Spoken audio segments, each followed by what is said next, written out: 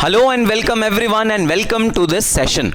तो जी हाँ, आज हम शुरू करने जा रहे हैं अपना सेकंड कैस और बहुत बहुत बहुत इंपॉर्टेंट कैस 1 में से तो फिर भी थियोरेटिकली कभी कुछ पूछा जाता है, कुछ 2 मार्क्स 3 मार्क्स का क्वेश्चन मैक्सिमम पूछा जाता है भाई कैस 1 में से, लेकिन कैस 2 में से बराबर लगातार over the period of time हमारे रेपिटेडली क्वेश्चंस पूछे गए हैं। रेपिटेडली कैस 2 से हमारे एग्जाम में क्वेश्चंस आए हैं, चाहे वो प्रैक्टिकल हो चाहे वो थ्योरी हो, दोनों पर्सपेक्टिव से बहुत ज्यादा इंपॉर्टेंट कैस है हमारा कैस 2। और सबसे बड़ी बात कैस 2 की ये है दोस्तों कि कैस 2 एक बार रिवाइज हो चुका है, लेकिन हम अपनी क्लास में दोनों वर्जन पढ़ेंगे, ओल्ड वर्जन भी पढ़ेंगे और न्यू वर्जन भी पढ़ेंगे। सर आप ऐसा क्यों करा रहे हो? अरे क्लास आगे बढ़ने दो, मैं तुम्हें सब समझाऊंगा। इस कैस की इंपॉर्टेंस इतनी ज्यादा है कि ओल्ड वर्जन और न्यू वर्जन दोनों हमें करना पड़ेगा, तो मैं सब चीजें डिटेल में बताऊंगा। बस आप क्लास को ध्यान से देखो, क्योंकि आज हम शुरू करने जा रहे हैं one of the most important cost accounting standards of your syllabus, CAS 2 capacity determination. CAS 2 का नाम है कैपेसिटी डिटर्मिनेशन और इसका न्यूमोनिक क्या है भाई? इसका न्यूमोनिक है पिताजी कैस या फादर कैस।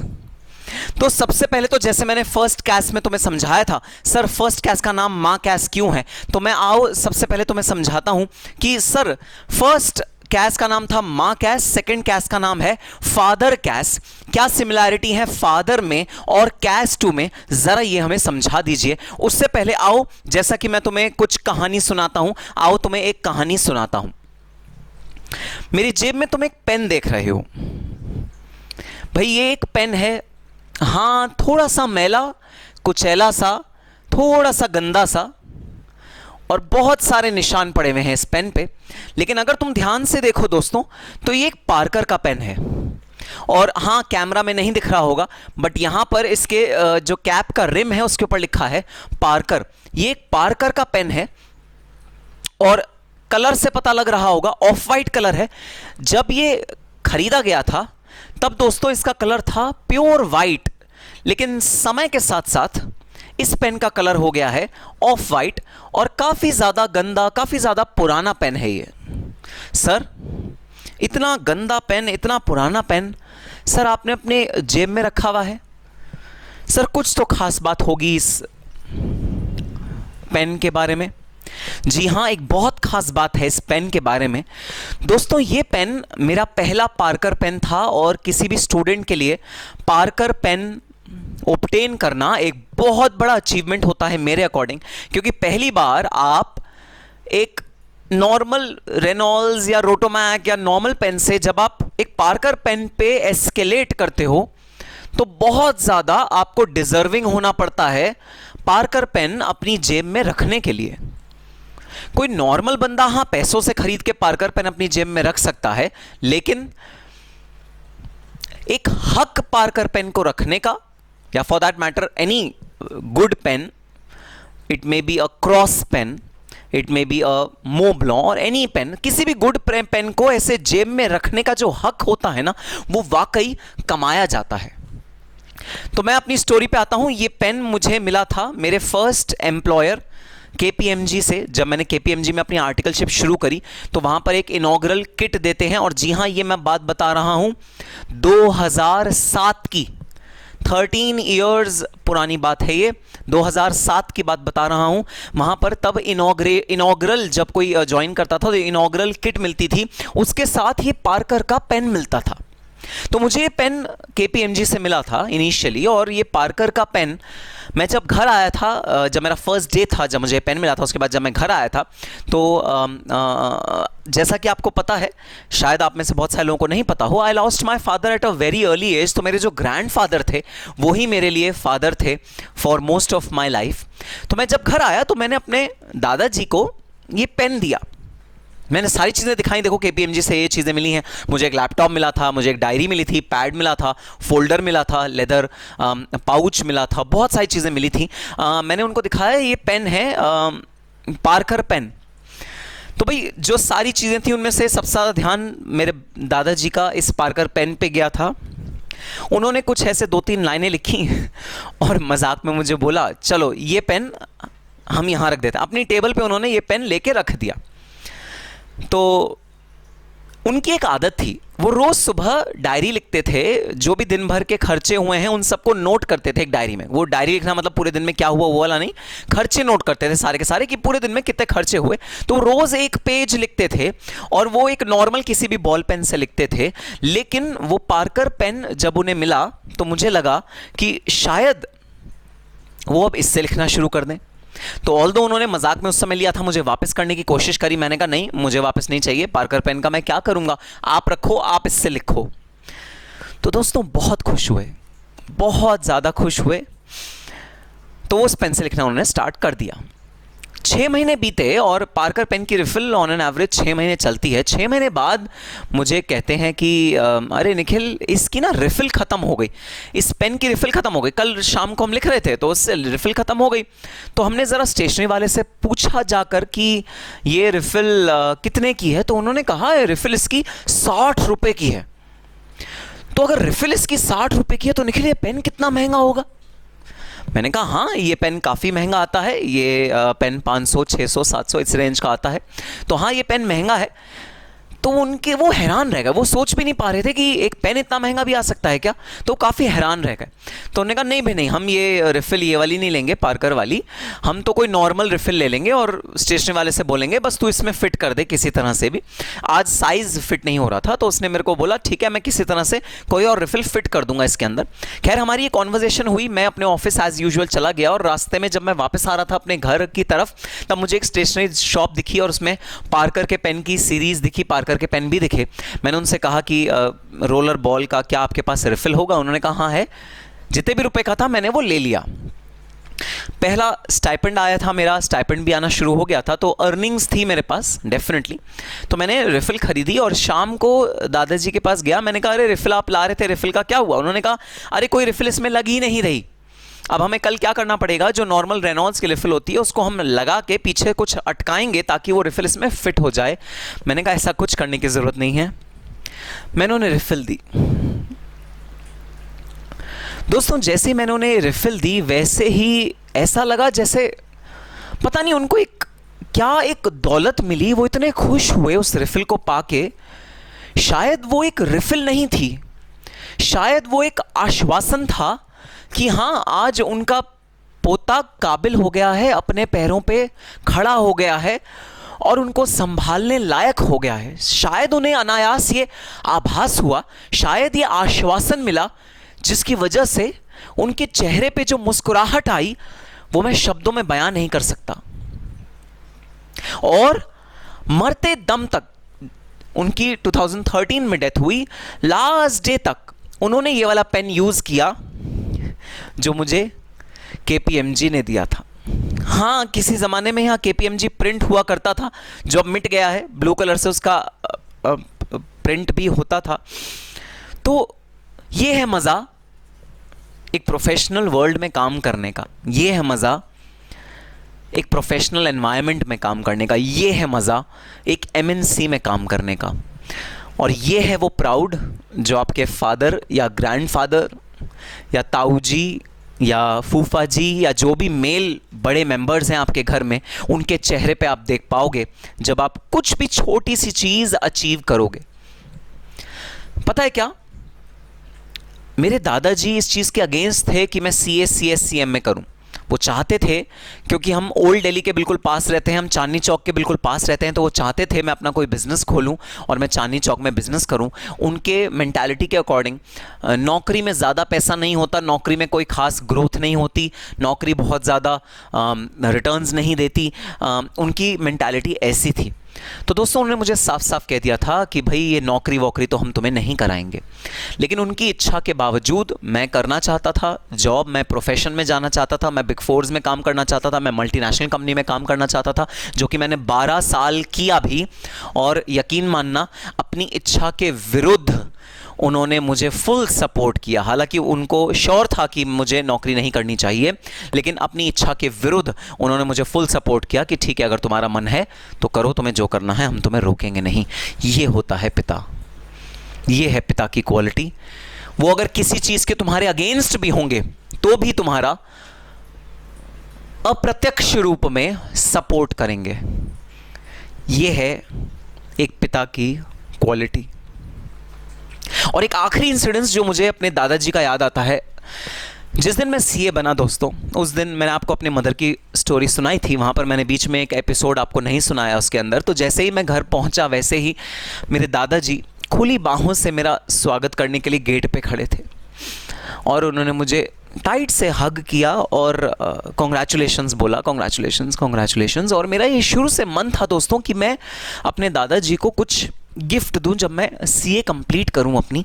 तो थोड़ी सी एक्यूमुलेटेड अर्निंग्स थी पास्ट की, जो स्टाइपेंड मिलता था उसका अर्निंग्स थी जो बची हुई थी, और जो मेरी पहली सैलरी आई थी जब मैं सीए बना, तब जो मेरी सैलरी आई थी मुझे आज तक याद है, पूरा 50,000 रुपीज़ मेरे अकाउंट में क्रेडिट हुआ था। टीडीएस नहीं कटा था क्योंकि मैं ट्रेनी की कैटेगरी में था। ट्रेनीज़ का उस समय में टीडीएस नहीं कटता था, बिना टीडीएस कटे हमें सैलरी मिली थी। 6 लाख रुपीज़ का पहला मेरा पैकेज लगा था और 50,000 रुपीज़ मेरे अकाउंट में क्रेडिट हुए थे, जिससे मुझे अपनी मॉम के लिए और दादाजी के लिए कुछ लेना था। मैंने अपने दादाजी के लिए एक गोल्ड की रिंग ली जिस पे एक डायमंड लगा हुआ था। बहुत खुश हुए नेचुरली, और आज भी वो गोल्ड रिंग मेरे पास है और मरते दम तक उन्होंने वो गोल्ड रिंग पहनी। और बहुत खुशी मिलती है ये देख के कि हाँ, उन्होंने वो गोल्ड रिंग अपनी हाथों में पहनी हुई थी जो मैंने उन्हें दी। लेकिन एक और चीज़ सुन के बहुत अच्छी खुशी हुई मुझे। 2013 में जब मेरे दादाजी की डेथ हुई दोस्तों, तब मेरे दादाजी के जो बेस्ट फ्रेंड थे, तो मेरे दादाजी जब थे तो वो अपने बेस्ट फ्रेंड के ऑफिस में रोज़ जाया करते थे। उनका नाम था विजेंद्र गुप्ता जी। वो विजेंद्र गुप्ता जी जिस दिन मेरे दादाजी की डेथ हुई उस दिन मेरे पास आए और मुझे बोले, निखिल मुझे ना तुम्हारे दादाजी की एक बात बहुत याद आती है। मैंने बोला क्या बाबा जी, मैंने उन्हें भी बाबा जी कहता था। मैंने बोला क्या, आपको क्या बात याद आती है? तो उन्होंने मुझे कहा कि पता है जब तुम क्लियर हुए थे ना, और उसके 15-20 दिन के अंदर जब तुम्हारी पहली सैलरी आई थी और तुमने इसको डायमंड की अंगूठी दिलाई थी, तब उस शाम वो मेरे ऑफिस आया था और बड़ा इतरा के अपने हाथों को आगे पीछे कर रहा था, बार बार जैसे मुझे कुछ दिखाने की कोशिश कर रहा था। मुझे पता था कि उसके हाथों में कुछ तो नया है, लेकिन मैं जानबूझ के इग्नोर कर रहा था। लेकिन थोड़ी देर बाद जब मैंने नोट किया एक हीरे की अंगूठी नई, और मैंने उससे पूछा कि अरे सुशील, ये कहाँ से मिली अंगूठी? तो जिस घमंड, जिस प्राइड, जिस कॉन्फिडेंस के साथ उसने कहा, निखिल ने दिलवाई है अपनी पहली सैलरी से। मुझे इतनी खुशी हुई ये बात सुन के, इतनी ज़्यादा खुशी हुई, मैं सही बता रहा हूँ। मेरी सैलरीज जो मुझे आज तक मिली हैं, जो भी मेरे को आज तक प्रमोशंस मिले हैं अपने ऑफिस में, मैं जितना भी आज की डेट में आप लोगों का प्यार मिलता है मुझे, मैं जो भी कर रहा हूँ, मैं जो भी काम कर रहा हूँ, सब का सब छोटा पड़ जाता है उस खुशी के आगे। जो खुशी मुझे उस दिन मिली ये जान के कि मेरे दादाजी कितने खुश हुए थे जब मैंने उन्हें उनकी अपनी सैलरी से पहली बार एक अंगूठी दी थी, और किस तरह वो अपने फ्रेंड्स के जाके आके शो ऑफ कर रहे थे। So this is how fathers are made. They are very very strict on the core of it, they are very very strict, but from inside they are most sensitive people, most sensitive people। वो हर चीज को accept करते हैं, इतना बड़ा दिल होता है उनका, वो हर चीज को एक्सेप्ट करते हैं। आप चाहे जो बोलो, वो एक्सेप्टिंग नेचर के होते हैं और वो बहुत ज़्यादा एक्सेप्ट करते हैं। और जी हाँ, यही क्वालिटी है फादर की।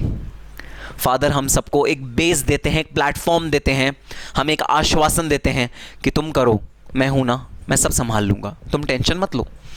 कोचिंग करो, कोचिंग की फ़ीस देनी है, कोई बात नहीं, तुम फीस दो, मेरे पास चाहे हो ना हो मैं संभाल लूँगा।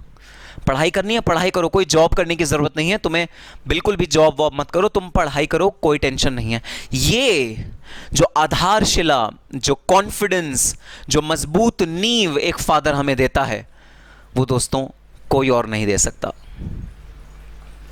तो एज यूजुअल ओम व्यास ओम की कुछ पंक्तियां हैं जो मैं पिता के ऊपर पढ़ता हूँ, भावुक होता हूँ, दोबारा पढ़ता हूँ, दोबारा भावुक होता हूँ, दोबारा पढ़ता हूँ, दोबारा भावुक होता हूँ, आप लोगों के साथ शेयर करूँगा।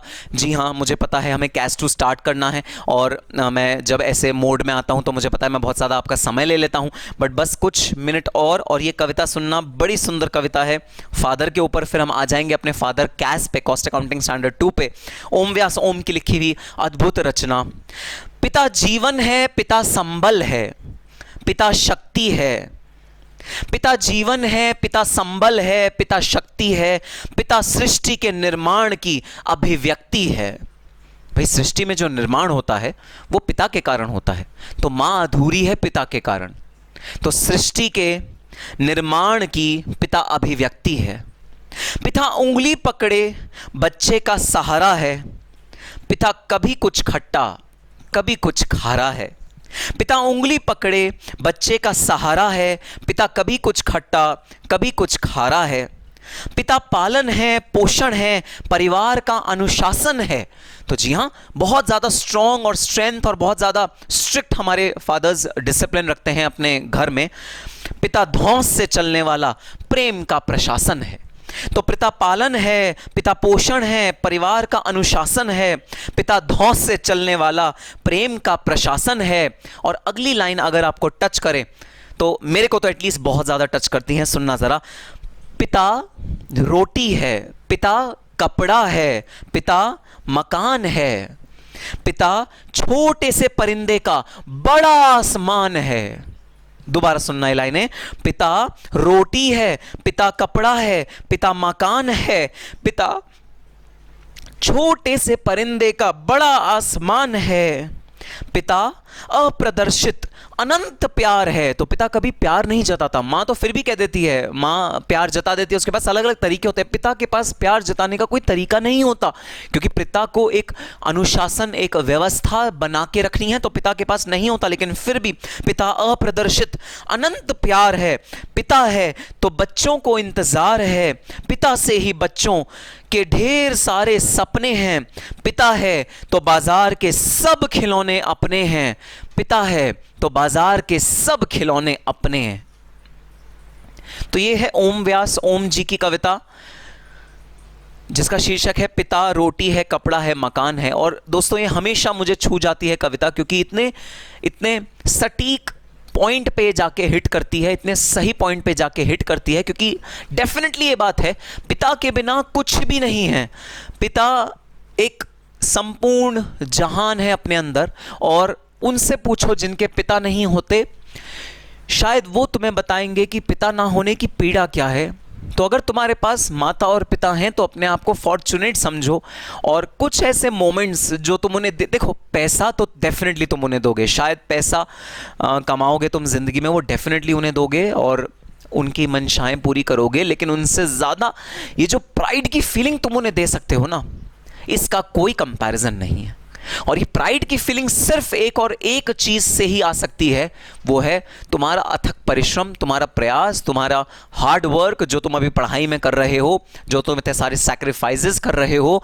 यकीन मानना, सब के सब फलीभूत होंगे, सब के सब रिजल्ट्स देंगे, और इतने खूबसूरत रिजल्ट्स देंगे कि ऐसे रिजल्ट्स तुम जिंदगी भर अपने दिल के पास रख के घूमोगे। और तुम जब भी उनको छुओगे तो एक ऐसा मज़ा आएगा, एक इतनी खुशी मिलेगी जिसको तुम कभी भी पैसा तो फिर भी चुराया जा सकता है, ये खुशी, ये प्यार, ये एहसास कभी चुराया नहीं जा सकता। तुम डेफिनेटली इतने ज़्यादा फॉर्चुनेट होगे कि अगर तुमने ढंग से पढ़ाई करी और ढंग से तुमने अपने गोल्स अचीव करे, तो इस तरह के कुछ मोमेंट्स तुमको मिलेंगे। और मैं चाहता हूँ इस तरह के मोमेंट्स तुम जियो और ज़िंदगी भर उन्हें चेरिश करो, और ऐसे ही लोगों के साथ शेयर करो और उन्हें इंस्पायर करो कि तुम्हें भी ऐसे मोमेंट्स लाइफ में देने ही देने पड़ेंगे, लाने ही लाने पड़ेंगे। तो ठीक है, मुझे पता है आप सबके दिल में क्या आवाज़ आ रही है। आपके दिल में आवाज़ आ रही है, सर बस प्रवचन बहुत हुआ, सर आप तो संस्कार टीवी पे ना एक स्लॉट ले लो। आप स्लॉट ले लोगे इवनिंग में, आराम से आप वहाँ प्रवचन दिया करो, हमें आप पढ़ाओ ना। प्रवचन तो हम दिन रात मम्मी पापा का सुनते ही हैं। अच्छा भाई, ठीक बात है, वैलिड पॉइंट है। आओ शुरू करते हैं। कॉस्ट अकाउंटिंग स्टैंडर्ड कैपेसिटेटिव मिनेशन, पिताजी कैश या फादर कैश। तो जो ये कैश है ये किस चीज के लिए बना है भाई? ये बना है कैपेसिटी के लिए। ये कैश किस चीज के लिए बना है? ये बना है कैपेसिटी के लिए। सर कैपेसिटी का मतलब क्या होता है भाई? कैपेसिटी का मतलब होता है क्षमता, एबिलिटी। एबिलिटी का मतलब क्या? एबिलिटी का मतलब ये आप कितना प्रोडक्शन कर सकते हो।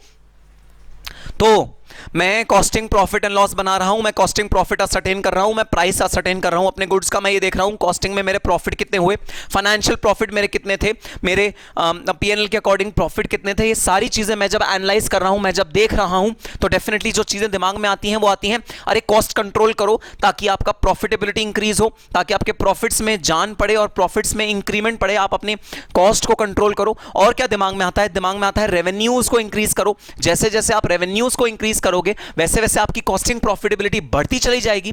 तो जब भी मैं कॉस्ट शीट की बात करता हूं या कॉस्टिंग में एफिशिएंसी लाने की बात करता हूं या कॉस्टिंग प्रॉफिट को इंक्रीज करने की बात करता हूं, कोई भी एनालिसिस, कोई भी स्टडी, कोई भी मैथमेटिकल कंप्यूटेशन बेकार है अगर तुमने सबसे पहले कैपेसिटी को नहीं डिटरमाइन किया तो। कैपेसिटी है हमारे कॉस्टिंग प्रॉफिट की बेस प्लेटफॉर्म, आधारशिला, जिसके ना होने पे या जिसके खराब होने पे तुम कुछ भी कर लो, कुछ भी जी जान लगा लो कॉस्ट कंट्रोल करने की, कोई भी एलोकेशन का मेथड ले आओ, कोई भी अप्रोप्रिएशन का मेथड ले आओ, कोई भी कॉस्ट रिडक्शन टेक्निक ले आओ, कोई भी एनालिसिस ले आओ, सब फेल हो जाएगा अगर कैपेसिटी आपकी हिली हुई है तो कैपेसिटी को मेक श्योर करना कि आपकी कैपेसिटी सही है और वो सही तरह से यूटिलाइज हो रही है। ये कॉस्टिंग एनालिसिस का, कॉस्टिंग प्रॉफिट को इंश्योर करने का कि वो ठीक है, कॉस्टिंग की बेसिस है, बेसिक एनालिसिस है कैपेसिटी। तो कैपेसिटी के बगैर, कैपेसिटी को डिटरमाइन करे बगैर, कैपेसिटी को असर्टेन, मैथमेटिकली असर्टेन करे बगैर आप लोग कॉस्टिंग में प्रॉफिटेबिलिटी का सोच भी नहीं सकते। कॉस्टिंग प्रॉफिटेबिलिटी तभी आएगी जब आपकी कैपेसिटी ठीक हो। जैसे घर का अनुशासन, घर का व्यवस्था, घर का जो चल रहा है, जो सिस्टम चल रहा है, वो तभी एफिशिएंट है जब हमारे फादर या हमारे ग्रैंडफादर उसे चलाते हैं, जब तक वो अपने हाथ में रखते हैं, चाहे वो फाइनेंसेस हो, चाहे वो सामान का खरीदना बेचना हो, चाहे वो किसी भी तरह का चीज़ हो, वो तभी सही रहती है जब हमारे फादर या हमारे पिताजी उसको होल्ड करके रखते हैं, उसको स्ट्रांगली अपने हाथों में रखते हैं। तो ये वो कॉस्ट अकाउंटिंग स्टैंडर्ड है जो आपके कॉस्टिंग की व्यवस्था को ठीक रखेगा, कॉस्टिंग प्रॉफिट को अच्छा रखेगा। क्योंकि अगर आपके पास मान लो कैपेसिटी है 10,000 यूनिट्स की और आप बना रहे हो 6,000 यूनिट, आप कॉस्ट रिडक्शन के कोई भी टेक्निक लगा लो, आपकी profitability up to the mark नहीं आ सकती, क्योंकि आपकी कैपेसिटी यूटिलाइजेशन ही ठीक नहीं है। जब आप कैपेसिटी यूटिलाइजेशन को ठीक करोगे तभी जाके आपको अपनी सही प्रॉफिटेबिलिटी का अंदाजा होगा, तभी जाके आपको अपनी सही प्रॉफिटेबिलिटी मिलेगी, अदरवाइज आपको अपनी सही प्रॉफिटेबिलिटी नहीं मिलने वाली। तो अगर आपको प्रॉफिटेबिलिटी ठीक चाहिए, अगर आपको अपना कॉस्टिंग एनालिसिस ठीक चाहिए, अगर आपको अपना कॉस्टिंग जो प्रॉफिटेबिलिटी और उसका cost reduction, cost control techniques ठीक चाहिए, तो सबसे पहली चीज जो ठीक करनी पड़ेगी, कॉस्टिंग प्रॉफिट को छोड़ दो, कॉस्ट शीट को छोड़ दो, उन सब चीजों पे बाद में आना। जो सबसे प्राइम चीज है कॉस्टिंग की वो है कैपेसिटी, क्योंकि कैपेसिटी ठीक नहीं है तो कुछ भी ठीक नहीं होगा भाई, फिर सारे एफर्ट्स तुम्हारे वेस्ट चले जाएंगे अगर तुम्हारी कैपेसिटी ठीक नहीं है तो। और अगर तुम्हारी कैपेसिटी ठीक है तो ऑटोमेटिकली तुम्हें रिजल्ट्स मिलने शुरू हो जाएंगे, पॉजिटिव पॉजिटिव पॉजिटिव रिजल्ट्स मिलने शुरू हो जाएंगे, और तुम्हारे बिजनेस सारी प्रॉफिटेबिलिटी, कॉस्ट शीट में जितने भी तुम एनालिसिस करते हो, कॉस्टिंग में जहां पर तुम रिडक्शन चाहते हो, प्रॉफिट्स में जहां पर तुम इंक्रीज चाहते हो, ओवरहेड एब्जॉर्प्शन में जहां तुम इंक्रीज चाहते हो कि हमारे ओवरहेड ज्यादा से ज्यादा एब्जॉर्ब हो, अनएब्जॉर्ब्ड ना वेस्ट जाएं, इस तरह की तुम कोई भी चीज चाहते हो, अगर कैपेसिटी ठीक होगी तो वो सारे एम तुम अटेन कर सकते हो। अगर कैपेसिटी ठीक नहीं हुई तो भाई वो सारे एम अटेन करना डिफिकल्ट काम है। सो capacity is the basis of any costing, and therefore after studying the basic definitions, the basic of costing, the first cost accounting standard which we are going to study, and of course जो चीज़ important है वो हमेशा पहले बनाई जाती है। Cost accounting 1 के बाद 2 इसलिए बनाया गया क्योंकि 2 बहुत ज़्यादा इंपॉर्टेंट है भाई। अभी हम ओवरहेड्स की बात नहीं करी, अभी मैंने तुम्हें नहीं बताया मटेरियल कॉस्ट क्या होता है, लेबर कॉस्ट क्या होता है, ओवरहेड्स क्या होता है, मैंने सब तुम्हें बताया ही नहीं कुछ। उससे पहले मैं तुम्हें क्या बता रहा हूँ, मैं तुम्हें बता रहा हूँ पहले समझो कैपेसिटी क्या होती है। अगर तुम कैपेसिटी समझ गए कि क्या होती है, फिर बाकी सारी चीज़ें तो सेकेंडरी सेकेंडरी हो जाएंगी, बाकी सारी चीजें तो मैं तुम्हें समझा ही दूंगा, कोई टेंशन की बात नहीं है। But the foremost thing in any costing analysis, in any costing technique, in any costing terminology is definitely capacity determination. So आपके कॉस्ट ऑडिट रिपोर्ट में भी याद है एनेक्जर्स करे थे हमने चैप्टर 2 में, कुछ एनेक्जर्स थे, वहां पर भी कैपेसिटी को डिटरमाइन करना और डिस्क्लोज करना मैंडेटरी है भाई। इसीलिए मैंडेटरी है क्योंकि सबको पता है कि शेयर होल्डर्स या बोर्ड ऑफ डायरेक्टर्स या कोई भी आदमी जो एनालिसिस कर रहा होगा कॉस्ट के किसी कंपनी के, वो सबसे पहली चीज किस पे हाथ रखेगा, उसकी उंगली सबसे पहले किस चीज पे जाएगी, कैपेसिटी पे। वो सबसे पहले ये पूछेगा बता दो भाई तुम्हारी कैपेसिटी क्या है और कितनी कैपेसिटी तुम टोटल कैपेसिटी में से यूटिलाइज कर रहे हो, ये बता दो। तो सबसे पहली चीज जो कोई भी एनालाइज करेगा आपके कॉस्ट स्टेटमेंट्स में वो होगी कैपेसिटी। तो मैंने पूरे के पूरे कैपेसिटी के कैश को इस बोर्ड पे डिस्प्ले कर दिया है। आओ जरा देखते हैं कि कैपेसिटी में हम क्या क्या चीजें पढ़ने वाले हैं। भाई ये सारी चीजें हैं जो हम कैपेसिटी वाले कॉस्ट अकाउंटिंग स्टैंडर्ड में पढ़ने वाले हैं।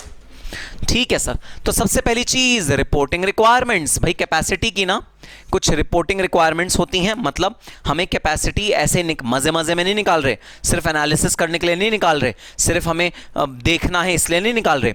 लॉ कहता है कि अपने कैपेसिटी, कितनी कैपेसिटी है तुम्हारे पास, कितनी यूटिलाइज करी, कितनी अनयूटिलाइज रह गई, उसको डिस्क्लोज करो, लिखो, राइटिंग में लिख के दो कॉस्ट ऑडिट रिपोर्ट के एनेक्जर्स के साथ।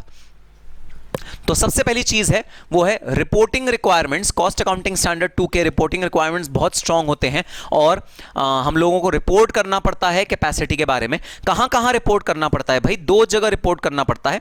एक तो फॉर्म CRA 1 में रिपोर्ट करना पड़ता है। फॉर्म CRA 1 याद है क्या होता है? हाँ जी सर याद है, जहां पर अपनी सारी कॉस्ट अकाउंटिंग पॉलिसीज, सारे कॉस्ट अकाउंटिंग प्रिंसिपल्स लिखते हैं। बिल्कुल भाई। तो भाई फॉर्म CRA 1 में पैरा 18 में तुमको अपना रिपोर्ट करना पड़ता है कैपेसिटी के बारे में। तो सबसे पहला डिस्क्लोजर जाता है फॉर्म CRA 1 पैरा 18, यहां पर डिस्क्लोजर करना पड़ता है तुमको। दूसरा डिस्क्लोजर जो जाता है वो जाता है annexures to cost audit report. तो कॉस्ट ऑडिट रिपोर्ट के पीछे जो एनेक्जर्स हैं भाई, उसमें part B, part C. Part B manufacturing के लिए होता है, पार्ट सी सर्विस सेक्टर के लिए होता है, पार्ट ए और D both manufacturing and service के लिए होता है। लास्ट चैप्टर में हमने पढ़ा था। हाँ मुझे पता है तुम्हें याद नहीं है, तुम्हारे एक्सप्रेशन बता रहे हैं कि तुम्हें याद नहीं है, बट इट्स ओके। पहले पढ़ा था तो तुम भूल गए होगे। बट 4 पार्ट होते हैं हमारे कॉस्ट ऑडिट रिपोर्ट के एनेक्जर के, A, B, C, D। A और D कॉमन होता है, B मैन्युफैक्चरिंग के लिए होता है, C सर्विस सेक्टर के लिए होता है। तो जो एनेक्जर्स हैं जहां पर हमें अपनी कैपेसिटी डिस्क्लोज करनी पड़ती है वो है part B and part C. Part B और पार्ट सी में भाई हमको अपने कॉस्ट ऑडिट रिपोर्ट के डिस्क्लोजर करने पड़ते हैं। कॉस्ट ऑडिट रिपोर्ट के जो डिस्क्लोजर्स होते हैं उनमें से एक बहुत एसेंशियल डिस्क्लोजर है कैपेसिटी डिटर्मिनेशन। तो हमें कैपेसिटी डिस्क्लोज करनी पड़ती है इन 2 जगह पे। तो सबसे इंपॉर्टेंट जो हम चीज पढ़ेंगे इस वाले चैप्टर में वो है रिपोर्टिंग रिक्वायरमेंट्स होती हैं भाई कैपेसिटी की। कैपेसिटी को रिपोर्ट कहां पर करना पड़ता है? रिपोर्ट हमें करना पड़ता है 2 जगह कैपेसिटी को, form CRA 1 and annexures to cost audit report. दूसरी चीज जो हम पढ़ने वाले हैं, जो भाई हर कॉस्ट अकाउंटिंग स्टैंडर्ड में हम पढ़ ही रहे हैं, डेफिनेशंस। डिफरेंट डेफिनेशंस पढ़ेंगे। फॉर एग्जांपल इंस्टॉल्ड कैपेसिटी क्या होता है, नॉर्मल कैपेसिटी क्या होता है, नॉर्मल आइडल कैपेसिटी क्या होता है, आइडल कैपेसिटी क्या होता है, एबनॉर्मल आइडल कैपेसिटी क्या होता है। बहुत सारी तरह की कैपेसिटीज हम लोग पढ़ने वाले हैं, डेफिनेशंस पढ़ने वाले हैं बहुत सारी तरह की कैपेसिटीज के। और जी हाँ, इसी से डिराइव होता है टाइप्स ऑफ कैपेसिटी। कितने टाइप की कैपेसिटी हैं हम वो पढ़ने वाले हैं। How many types of capacities are there? So licence capacity, installed capacity, practical capacity, normal capacity, actual capacity.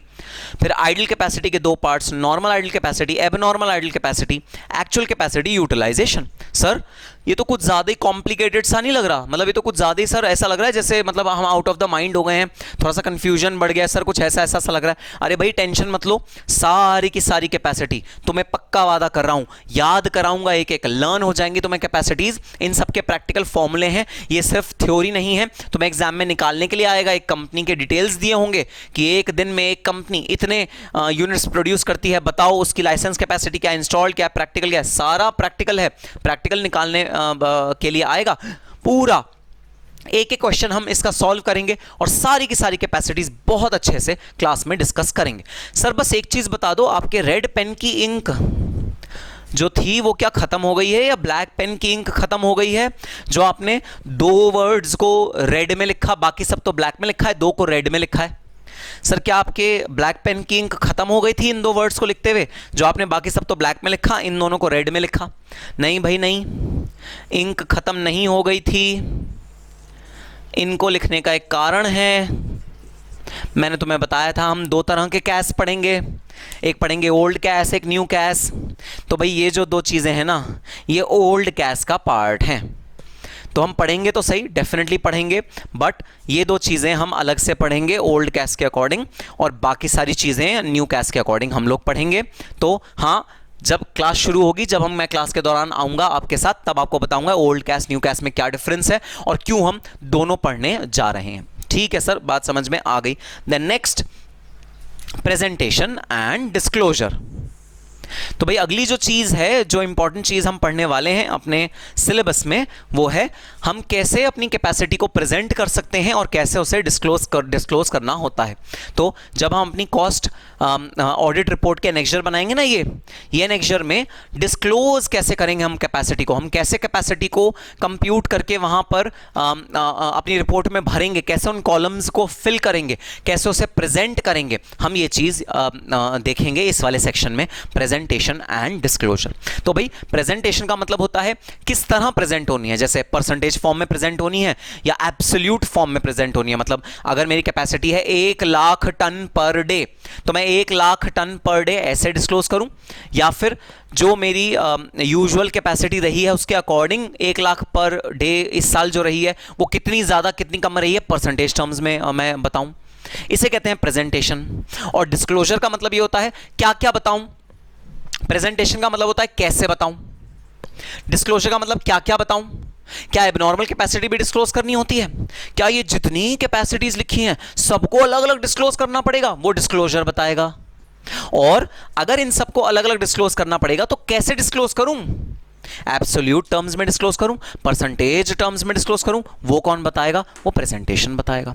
So presentation and disclosure दो एस्पेक्ट हैं जो हम डिटेल में पढ़ेंगे। भाई यहाँ एग्जांपल बेस से बड़े शॉर्ट में मैंने यहाँ लिखे हैं, ऐसा मत समझना ये सारे के सारे हैं। बुक में तुम्हारे सारे के सारे दिए हैं, तुम्हें सारे के सारे लर्न करने हैं। मैंने शॉर्ट में कुछ प्रेजेंटेशन एंड डिस्क्लोजर पर्सपेक्टिव यहाँ पर लिखे हैं। वो क्या है? कैपेसिटी आपको डिस्क्लोज करनी है, ऑल कैपेसिटी, सारी कैपेसिटीज डिस्क्लोज करनी है एब्सोल्यूट टर्म्स में। एब्सोल्यूट टर्म्स मतलब यूनिट्स, केजीज, या जिस भी टर्म में, जिस भी मेजरमेंट के टर्म में आप अपनी कैपेसिटी निकालते हो। जैसे एक डेयरी की कैपेसिटी निकलती होगी किलोग्राम्स में, एक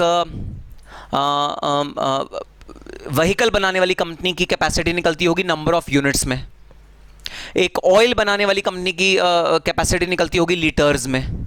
तो इस तरह से जो भी आपका कैपेसिटी का मेजरमेंट है कि आप अपनी क्षमता, आप अपनी ओवरऑल कैपेसिटी किस तरह डिस्क्लोज करोगे, भाई उसको आपको डिस्क्लोज करना है एब्सोल्यूट टर्म्स में, मतलब नंबर टर्म्स में आपको यहां डिस्क्लोज करना है। एक्चुअल कैपेसिटी यूटिलाइजेशन, तो जो आपकी एक्चुअल कैपेसिटी यूटिलाइजेशन है, मतलब जो आप कैपेसिटी यूजुअली ऑब्टेन करते हो वर्सेस जो आपने during the current year obtain करी है, इसे बोलते हैं एब्सोल्यूट एक्चुअल कैपेसिटी यूटिलाइजेशन। भाई इसको आपको किस तरह प्रेजेंट करना है? परसेंटेज फॉर्म में प्रेजेंट करना है। तो बाकी सारी कैपेसिटीज एब्सोल्यूट टर्म्स में प्रेजेंट करनी है, ये वाली कैपेसिटी परसेंटेज टर्म्स में डिस्क्लोज करनी है।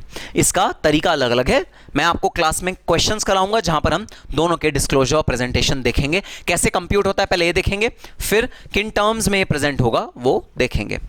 देन बेसिस ऑफ कैलकुलेशन, आपने किस बेसिस पे कैपेसिटी कैलकुलेट करी है, आपका फॉर्मूला क्या है, आप क्या मैथमेटिकल कंप्यूटेशन लगा रहे हो, हम वो चीज़ डिस्कस करेंगे। फिर चेंजेस, अगर कोई चेंज हुए हैं आपकी कैपेसिटी में, मतलब आपने एक नई प्लांट एंड मशीनरी ले आया, आप खरीद के ले आए बाजार से नई प्लांट एंड मशीनरी, जिससे आपकी कैपेसिटी बढ़ गई, या एग्जिस्टिंग वाली प्लांट एंड मशीनरी आपने अपने पड़ोसी को बेच दी, आपको जरूरत नहीं थी, आपको लगा कैपेसिटी को हम रिड्यूस कर देते हैं ड्यूरिंग द करंट ईयर, आपने बेच दी। तो कोई भी चेंज हुआ है अगर कैपेसिटी में, वो आपको अलग से डिस्क्लोज करना पड़ेगा। ऐसा नहीं कि आपने वहीं पर नेट फिगर लिख दी कि हाँ हमारी कैपेसिटी ड्यूरिंग द ईयर ये है। अरे डिस्क्लोज करके बताओ कि पिछले साल इतनी थी, हमने इस साल रिड्यूस करी, ये रीजन है रिड्यूस करने का, और रिड्यूस होने के बाद ये है। इस तरह से आपको चेंजेस बताने पड़ेंगे। देन कोई भी कैपेसिटी अगर लीज आउट हुई है, मतलब वो कैपेसिटी आपने किसी और से उधार ली है, किसी और से वो कैपेसिटी आपने रेंट पे ली है, उसे बोलते हैं लीज्ड आउट कैपेसिटी। और भाई लीज आउट कैपेसिटी आपको सेपरेटली डिस्क्लोज करनी पड़ेगी कि इतनी कैपेसिटी हमने लीज करी है कहीं और से या इतनी कैपेसिटी हमने कहीं और से ली है। Then abnormal cost due to under utilisation. अगर कोई एबनॉर्मल कॉस्ट आपने इनकर करी है, अगर कोई आपने एबनॉर्मल खर्चा इनकर किया है अंडर यूटिलाइजेशन की वजह से, आपने यूटिलाइज कम किया अपनी कैपेसिटी को, जिसकी वजह से एबनॉर्मल खर्चा हुआ, और मैं आपको निकालना सिखाऊंगा भाई ये एबनॉर्मल कॉस्ट निकालते कैसे हैं, अंडर यूटिलाइजेशन खर्चे से एबनॉर्मल कॉस्ट निकालते कैसे हैं, ये मैं आपको सिखाऊंगा निकालना। लेकिन अगर आपके क्वेश्चन में ये निकला है, अगर आपकी कंपनी में ये है, तो आपको सेपरेटली डिस्क्लोज करना पड़ेगा। ऐसा नहीं कि इसे ना कहीं भी मिसलेनियस एक्सपेंसेस में ऐड कर दो या किसी भी नॉर्मल किसी सस्पेंस अकाउंट में डेबिट कर दो, ऐसा मत करना। अलग से लाइन आइटम की तरह दिखाना पड़ेगा कि भाई ये वो एबनॉर्मल कॉस्ट है जो अंडर यूटिलाइजेशन की वजह से हुआ है हमारा ड्यूरिंग द करंट ईयर। तो ये थे कुछ प्रेजेंटेशन और डिस्क्लोजर के रूल्स जो हमारी कॉस्ट अकाउंटिंग स्टैंडर्ड ने हमको बताए हैं। तो ये प्रेजेंटेशन एंड डिस्क्लोजर के रूल्स भाई आपको मैंडेटोरली फॉलो करने हैं, आपको इन रूल्स को अपनाना है और इन रूल्स को लागू करना है अपने कैपेसिटी को डिटरमाइन करते हुए।